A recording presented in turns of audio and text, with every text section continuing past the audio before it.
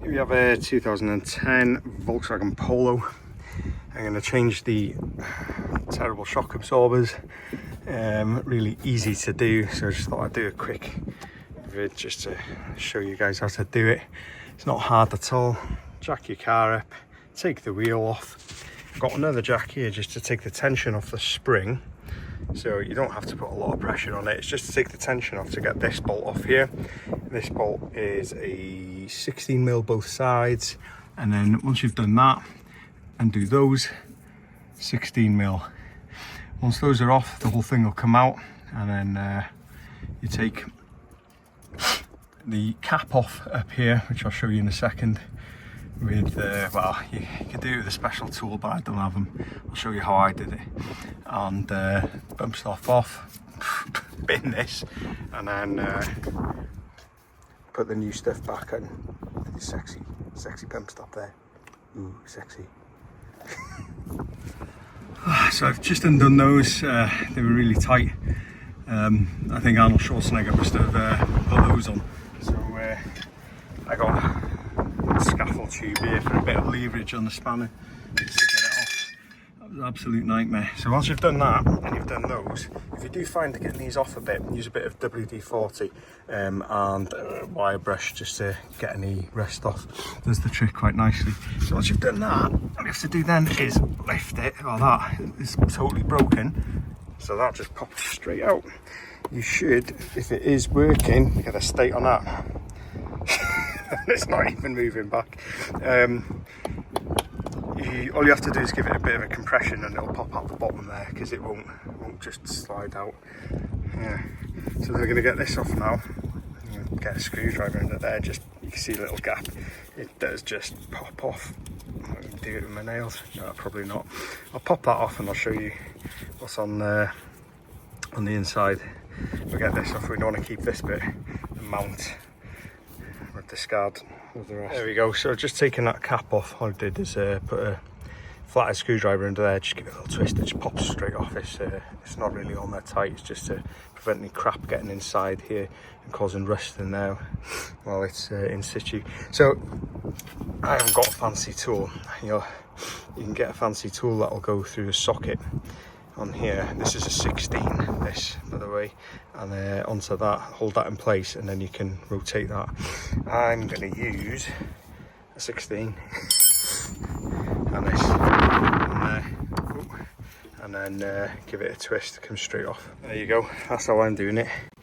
On there, and then that goes under there. You can give it a good twist, it'll come straight off. Once it loosens up, it comes off pretty easy. It's not too tough at all. Yeah, so once that is off, you can get rid of that really. That, with a little bit of persuasion, usually just pop straight off. There you go. So you can get that old sexy, bin that, look at the state on it. Give that a bit of a clean if you need to. That's pretty, it's alright. Bit of wire brush maybe, and then we'll fit the new one on. I've given that a good look over, everything seems good. I always check it before reinstalling just in case it's been damaged. Yeah, it's no problem, looks a bit crap, but it's sturdy. Then what you're going to do then is reassemble. So you've got your new sexy, put that onto there, which is the dust cover. It's a little bit awkward to do this one, so I might have to, there you go, do that goes in there, like that. Give it, yeah, I might need two hands. Give it a little bit of a wiggle if you need to. It'll pop on. Gonna need two hands needed. Once you've done that, it should look like that. Then get your new shock absorber. New, shiny.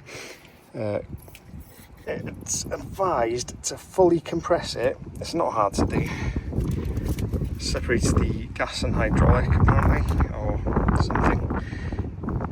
Put it all the way up, nice and slow, let it do it in its own time. Then Right, what I've noticed with these ones that I'm replacing with, they're not fancy ones, they're cheap. Because this is just this Polo was my to and from car, to and from work car. So this is a 17, not 16 like the others. Don't know why, it doesn't really matter, but it does come with a new one anyway, so that's good. Pop that on there. There we go, that pops out. Then install the bushing, which wasn't on the others, and the new nut. Again, you need 2 hands for this. It's nylon lock thread, so it doesn't need to be tightened up too much like the others were originally. Right on, I'll do that and then we'll get it on. Okay, that's what that looks like. Reassembled, lovely.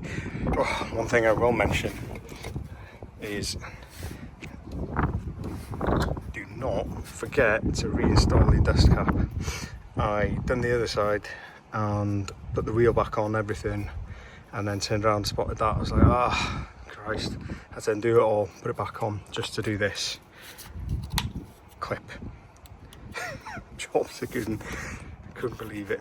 Right, so just move that out of the way. Line that up. I'm doing this with one hand. Hang on. Then you can easily compress it, like I say. Then that will sit nicely in there. And you just get your screws, bolts, whatever, put them back in. Tighten them up. Again, you don't have to go crazy. You don't need to be a bodybuilder and tighten them up, everything up to high help. I'm lazy, so I'm just going to use this just to nip them up. A drill. Then I'll just give them a quick tighten with a hand. And once that's done, reinstall the bolt, tighten up, and you're done. Easy. So that's fully installed. I've given them a bit of a tighten up and installed that.